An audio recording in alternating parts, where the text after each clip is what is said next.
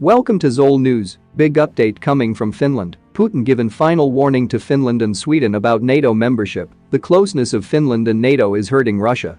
It could weigh heavily on Finland. After Finland's announcement that it will join the NATO organization, Russia is in the mood for action.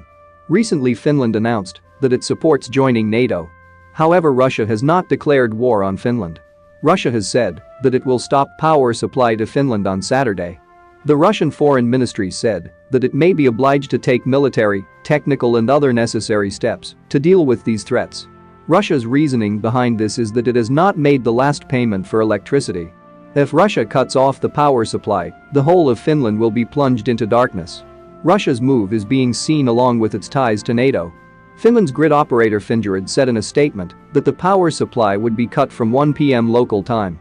Finland said there was no threat to supplies and electricity from Russia, which accounts for 10% of Finland's total consumption. The operator said Russian power cuts could be met by importing electricity from Sweden and domestic production. The Russian presidential office, the Kremlin, has made it clear that Russia sees Finland's decision to join NATO as a threat. Has become stressful. The Russian presidential office called it a threat and announced that it would retaliate. Meanwhile, the former UK ambassador to Russia claims that Putin can further strengthen his nuclear force in the Baltic region to teach Finland a lesson. Earlier, Finland had announced that it would apply for NATO membership. It is expected that Sweden will soon follow the Finland route and apply for NATO membership.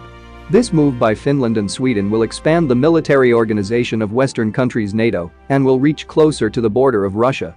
That too when Putin attacked Ukraine to block NATO's access to Russia's border.